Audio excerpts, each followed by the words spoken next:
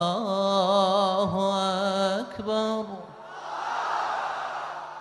আবু মাহাজুরা এই বাক্যটা বললেন। বিশ্বনবী আবু মাহাজুরার মাথার মধ্যে হাত দিয়ে তৃতীয় বাক্য বললেন,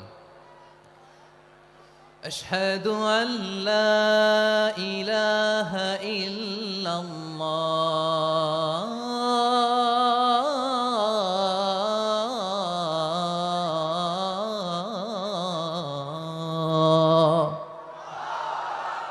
আবু মাহাজুরা তৃতীয় বাক্য পড়লেন। বিশ্বনবী একটা বাক্য পরে আবু মাহাজুরা পরে, বিশ্বনবী পরে আবু মাহাজুরা পরে। আবু মাহাজুরা কিন্তু অমুসলিম, মুশরিক।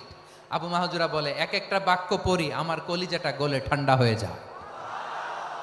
এতদিন মোহাম্মদকে গালি দিতাম, এখন মোহাম্মদ আমার মাথায় যখন হাত রাখছে আমার সারা শরীর ঠান্ডা হয়ে গেছে।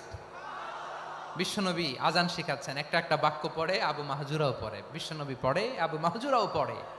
পুরো বাক্যগুলো যখন শেষ, আজান শেষ, আবু মাহাজুরাও যখন পুরো আজান পড়লেন, আবু মাহাজুরা বললেন, এতদিন মোহাম্মদের চেহারা দেখলে আমার ঘৃণা লাগতো, আজ থেকে মোহাম্মদের চেহারার চেয়ে প্রিয় চেহারা আমার কাছে নাই।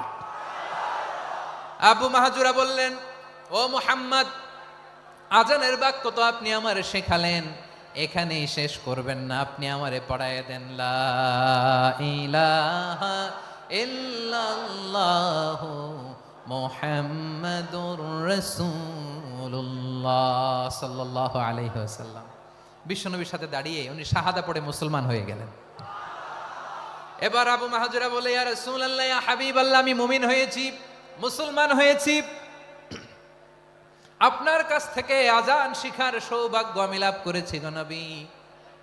আমার কণ্ঠের বড় তারিফ করেছেন আপনি, আমার আজানকে আপনি পছন্দ করেছেন। একটা জিনিস আপনার কাছে চাই, আপনি আমাকে মক্কার মসজিদুল হারামের মুয়াজ্জিন হিসেবে অ্যাপয়েন্ট করে দেন। বিষ্ণু ইসা ইসলাম বললেন, যাও আবু মাহজুরা, আমি তোমাকে পৃথিবীর শ্রেষ্ঠতম মসজিদ মক্কার মসজিদুল হারামের মুয়াজ্জিন হিসেবে অ্যাপয়েন্ট করে দিলাম।